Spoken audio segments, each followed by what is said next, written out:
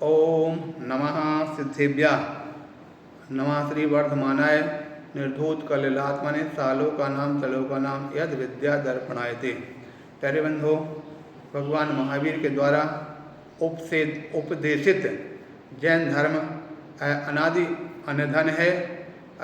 जैन धर्म की हमेशा से साधु भगवान महावीर स्वयं नरगंथ मुद्रा को प्राप्त करके आदिनाथ से 24 तीर्थंकर सभी नरगंथ मुद्रा को प्राप्त करके वीतराग भाव को धारण करके और उन्होंने अपने जीवन में कठोर साधना की और अपने साधना के बल पर बोधि की प्राप्ति, केवल ज्ञान की प्राप्ति की। और आज वर्तमान में संपूर्ण देश भर में जो कुछ भी नज़र आता है सब भगवान महावीर स्वामी की वाणी से जो खड़ा है, बताया गया है, वही हम सबके बीच में हैं।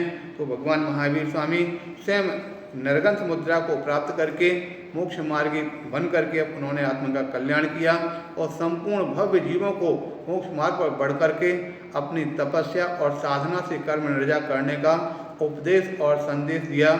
उन्हीं के पथगामी बन करके वर्तमान में जो दिगंबर मुनि महाराज हैं एवं आर्का माता जी हैं, सभी अपने आत्म कल्याण की साधना करते हुए कठोर साधना करते हैं।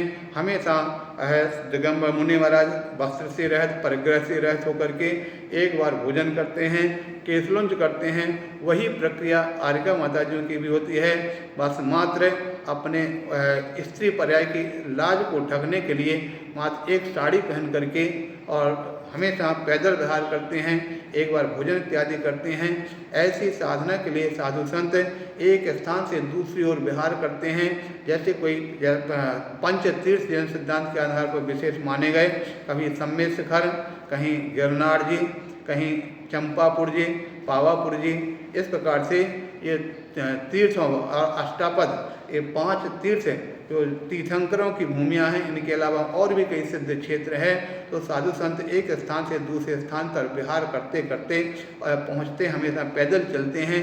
लेकिन फिर भी दुर्भाग्य वर्तमान की इस शासन की पद्धति को यह है, अनेक स्थानों पर लोग साधियों का जो साथ देना चाहिए, उनके प्रति श्रद्धा भाव बना करके उनके प्रति कल्याण का भाव और उनके सहयोगी बनना चाहिए, उसके स्थान पर कुछ चंचल चित्त व्यक्तियों के द्वारा आज कई स्थानों पर देखा जाता है कि कभी साधुओं को कमेंट्स करते हैं, कभी उनके ऊपर दुर्घटना कर देते हैं, और कभी आर्का माता जी हैं, उनका कितने स्थानों पर पहले भी कई बार एक्सीडेंट सुनने में आया है।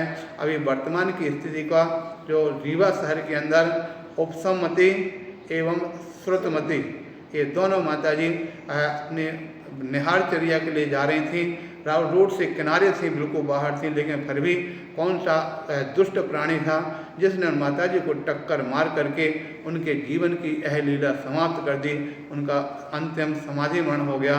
ऐसी स्थिति में जो शासन है या वर्तमान में राजनीति है, ऐसे सबको मिल करके जैन साधुओं की जो होने वाली ये दुर्घटनाएं हैं, उनको रोकने के लिए सशक्त कदम उठाना चाहिए, उनके लिए सुरक्षा व्यवस्था देना चाहिए, जिससे कि पुनरावृत्ति न हो, दोबारा इस प्रकार की घटनाएं न घटें। इस प्रकार की भावना से हम शासन के लिए, प्रशासन के लिए आशीर्वाद देते हैं कि कोई ऐसा कदम उठाएं, ऐसी व्यवस्था दें कि जिससे पुनः इस प्रकार की घटनाएं ना हों और साधु संत अपने जीवन में साधना करते हुए स्वयं की कर्म निर्जरा करके मोक्ष को प्राप्त करें।